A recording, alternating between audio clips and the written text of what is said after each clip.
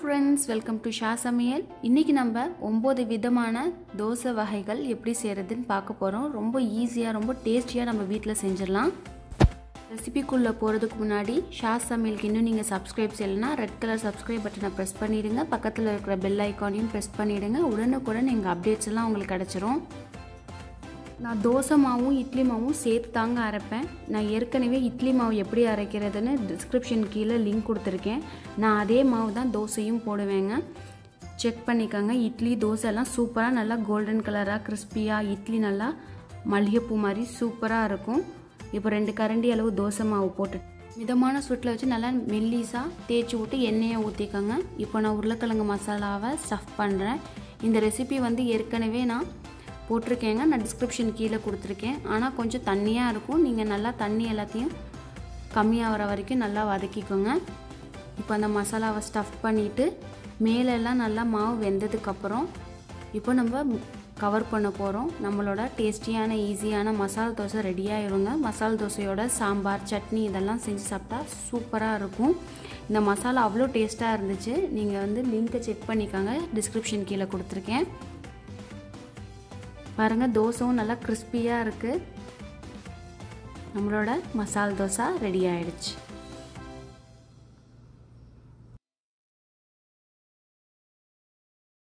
Second type pav bhaji masala dosa. இது north Indian ஸ்டைலெலாம் ரொம்ப ஃபேமஸாக ஸ்ட்ரீட் ஃபுட்லலாம் நம்ம நிறையா பார்க்கலாம். அவ்வளோ டேஸ்ட்டாக இருக்கும். 2 கரண்டி அளவு தோசை மாவை போட்டு ஸ்டவ் மிதமான சூட்டில் வச்சு நல்லா மெல்லிசாக தேய்ச்சிக்கோங்க. இப்போ நான் அரை உருளைக்கிழங்க நல்லா மசிச்சு வச்சுருக்கேன். அதை சேர்த்துட்டு 1 டீஸ்பூன் அளவு சில்லி சாஸ், கொஞ்சம் வெங்காயம்,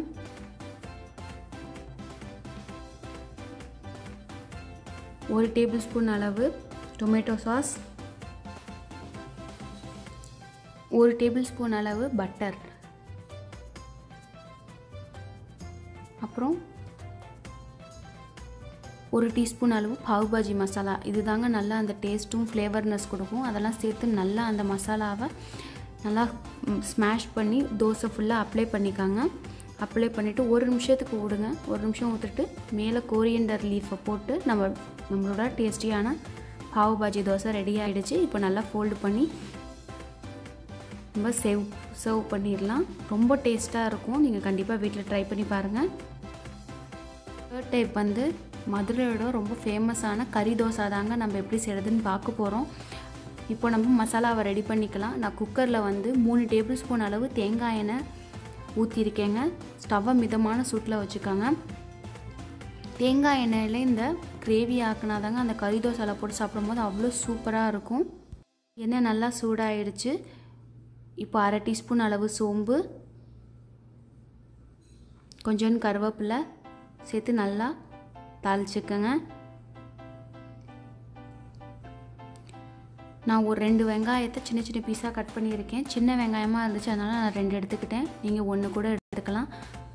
அதையும் நல்லா வதக்கிக்கோங்க. தேவையான அளவு உப்பு சேர்த்துக்கோங்க. அப்போ தான் சீக்கிரம் கொஞ்சம் வெங்காயம் வதங்கும். பாருங்கள், வெங்காயம் கலர் சேஞ்ச் ஆகிடுச்சு.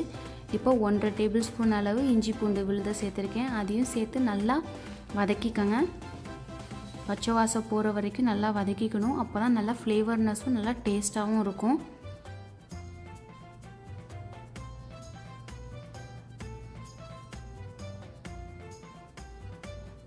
ஒரு பெரிய தக்காளியை சின்ன சின்ன பீஸாக கட் பண்ணியிருக்கேன். அதையும் சேர்த்து நல்லா வதக்கிக்காங்க. நான் சின்ன சின்ன பீஸாக கறியை எடுத்துருக்கேங்க. ஒரு அரை கிலோ அளவு கறி இருக்குது. அதையும் சேர்த்து அந்த கறியை நல்லா வதக்கிக்கோங்க. அந்த எண்ணெயில் அந்த கறியோட கலர் சேஞ்ச் ஆகணும்.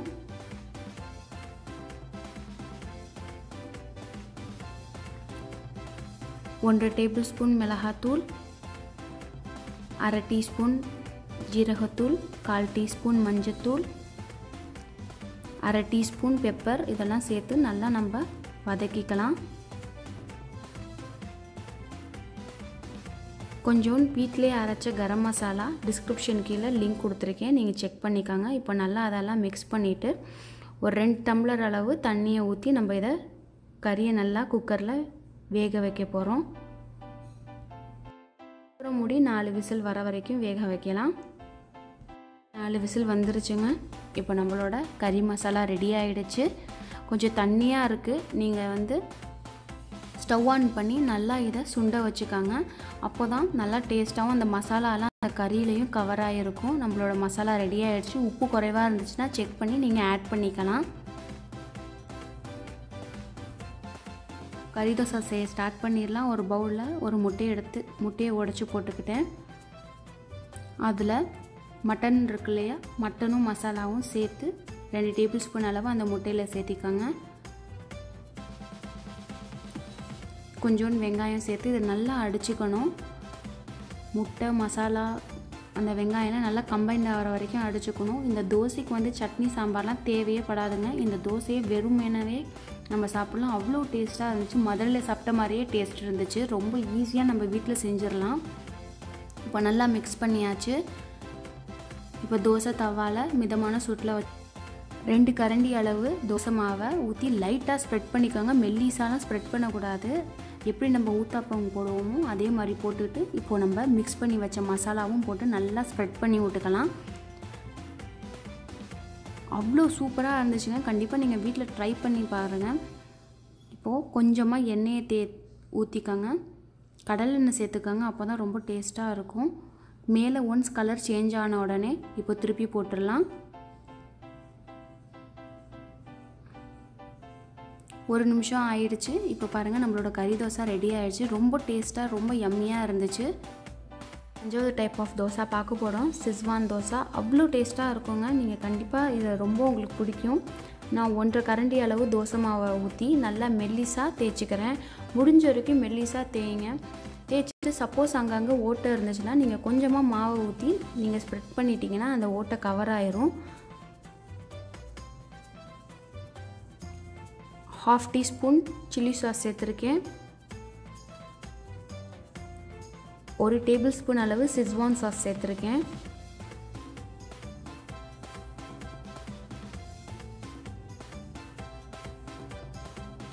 ஒரு டேபிள் ஸ்பூன் அளவு பட்டர். இதெல்லாம் சேர்த்து நல்லா மிக்ஸ் பண்ணி விட்டுக்கோங்க. மிக்ஸ் பண்ணி அந்த தோசையிலலாம் நல்லா கவர் ஆகிற வரைக்கும் அப்ளை பண்ணி விட்ருங்க. நான் கொஞ்சம் அரை கேரட்டை துருவி வச்சுருக்கேன். அதை நல்லா ஸ்ப்ரெட் பண்ணி விட்டுக்கிறேன். ரொம்ப டேஸ்ட்டாக இருக்குங்க. இந்த காரம் அந்த கேரட்டோட ஸ்வீட்டெல்லாம் இருந்து ரொம்ப நல்லாயிருக்கும். அப்புறம் கொஞ்சோண்டு கொடமிளகாயையும் நல்லா துருவி வச்சுருக்கேன். அதையும் நல்லா மேலே தூவி விட்டுக்கலாம். தூவி விட்டுட்டு நம்ம தோசை ரெடி ஆகிடுச்சு.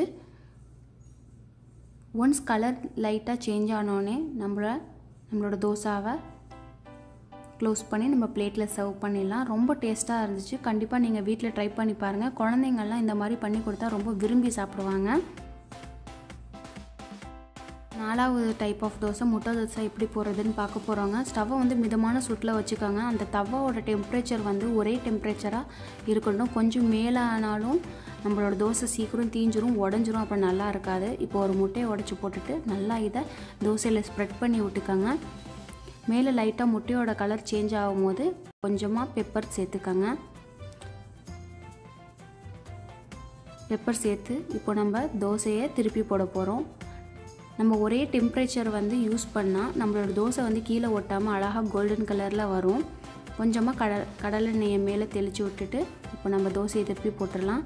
திருப்பி போட்டு 1 நிமிஷம் கழித்து எடுத்துருங்க. நம்மளோட முட்டை தோசை ரெடி ஆகிடுச்சு. 6th டைப் ஆஃப் தோசை பார்க்க போகிறோம். ஆனியன் ஊத்தாப்பம். நான் 2 கரண்டி அளவு மாவை சேர்த்துருக்கேன். மாவை சேர்த்து லைட்டாக தேய்ச்சி விட்டுக்காங்க. ஏன்னா ஆனியன் ஊத்தாப்பம்னா கொஞ்சம் மொத்தமாக தான் இருக்கும். ரொம்ப டேஸ்ட்டாக இருக்கும்.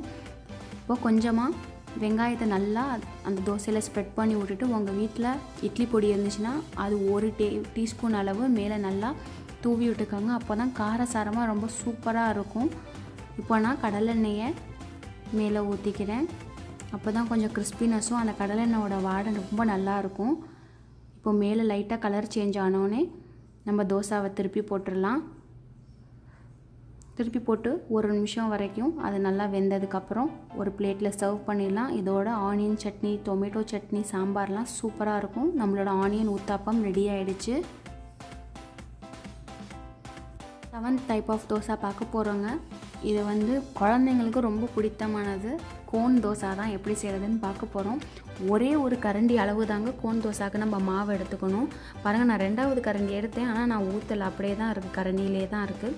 இப்போ நல்லா மெல்லிசாக தேய்ச்சிக்கோங்க. மெல்லிசாக தேய்ச்சிட்டு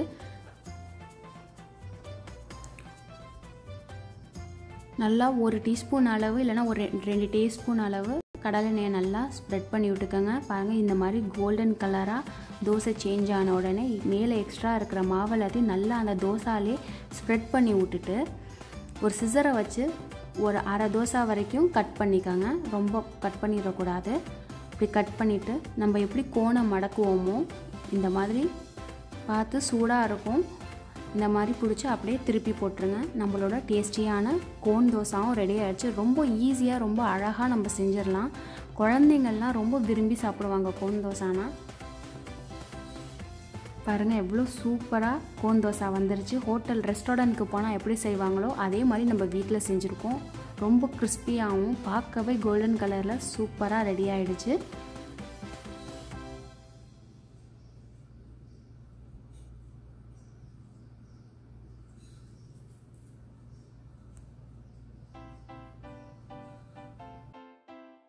eighth type of dosa butter dosa எப்படி செய்கிறதுன்னு பார்க்க போகிறோம். ஸ்டவ்வை மிதமான சூட்டில் வச்சுட்டு 1.5 கரண்டி அளவு தோசை மாவு சேர்த்துருக்கேன்.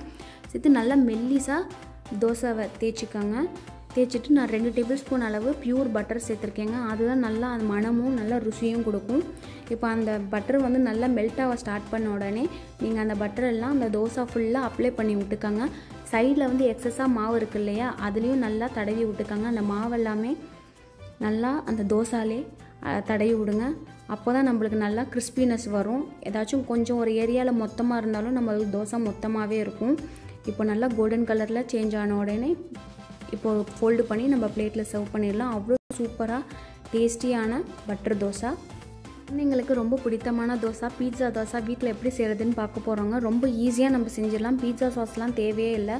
ஆனால் குழந்தைங்க 2 தோசை வரைக்கும் இதை சாப்பிடுவாங்க. நான் 1.5 கரண்டி அளவு மாவை ஊற்றி நல்லா மெல்லிசாக தேய்ச்சிக்கிட்டேன். இப்போது 1 டேபிள் ஸ்பூன் அளவு டொமேட்டோ சாஸை நல்லா அப்ளை பண்ணிக்கலாங்க. அந்த தோசை ஃபுல்லாக கவர் ஆகிற வரைக்கும் அப்ளை பண்ணிவிட்டு துருவிய கேரட்டும் துருவிய கேப்சிகமும் நல்லா சேர்த்துக்கிறேன். நல்லா அந்த தோசை ஃபுல்லாக கவர் ஆகிற வரைக்கும் துருவி விட்டுக்காங்க. இப்போது 1 டீஸ்பூன் அளவு பட்டரை சேர்த்துருக்கேன். பட்டரை சேர்த்து நல்லா இதெல்லாம் ஸ்ப்ரெட் பண்ணி விட்டுக்கோங்க. விட்டுட்டு நான் வந்து மொசரல்லா சீஸை ஆட் பண்ணியிருக்கேன். உங்கள் வீட்டில் மொசரல்லா சீஸ் இல்லைனா நீங்கள் சாண்ட்விச்க்கு யூஸ் பண்ணுற சீஸ் கூட நீங்கள் ஒரு ஸ்லைஸை அங்கங்கே 1 இல்லைனா 2 ஸ்லைஸ் கூட கட் பண்ணி மேலே போட்டுக்கலாம். போட்டுட்டு கடைசியாக ஸ்ப்ரிங் ஆனியனை கட் பண்ணிக்கிறேன். உங்கள் வீட்டில் ஸ்ப்ரிங் ஆனியன் இல்லைனா நீங்கள் ஸ்கிப் பண்ணிக்கலாம். ஸ்டவ்வை வந்து லோ ஃப்ளேமில் வச்சுக்கோங்க. லோ ஃப்ளேமில் வச்சு ஒரு மூடியை போட்டு ஒரு 2 நிமிஷத்துக்கு மட்டும் இதை நல்லா அந்த சீஸ்லாம் உருகிற வரைக்கும் நம்ம வேக வைக்கணும். ஒன்ஸ் அந்த சீஸ்லாம் நல்லா மெல்ட் ஆகிடுச்சுன்னா நம்மளோட பீட்சா தோசை ரெடி ஆகிடுச்சின்னு அர்த்தம். பாருங்கள், சீஸ் எல்லாம் நல்லா மெல்ட் ஆகி பார்க்கவே சூப்பராக இருக்குது. நம்மளோட பீட்சா தோசை ரெடி ஆகிடுச்சு. இப்போ நம்ம ஒரு பிளேட்டில் ட்ரான்ஸ்ஃபர் பண்ணிக்கலாம். இது ரொம்ப டேஸ்டியாக கிறிஸ்பியாக நல்லா சூடாக சாப்பிட்டா ரொம்பவும் சூப்பராக இருக்கும். குழந்தைங்களுக்கெல்லாம் இது ரொம்ப பிடிக்கும். கண்டிப்பாக நீங்கள் வீட்டில் ட்ரை பண்ணி பாருங்கள். வெரைட்டியான தோசை ரொம்ப ஈஸியான முறையில் எப்படி செய்கிறது தாங்க சொல்லியிருக்கேன். நீங்கள் கண்டிப்பாக இதில் வீட்டில் ட்ரை பண்ணி பார்த்துட்டு உங்கள் கமெண்ட் ஃபீட்பேக்கில் தெரியப்படுத்துங்க. இந்த ரெசிபி பிடிச்சிருந்துச்சுன்னா பண்ணிடுங்க. மறக்காமல் ஷா சமையலுக்கு சப்ஸ்கிரைப் பண்ணிடுங்க. தேங்க்யூ ஃபார் வாட்சிங்.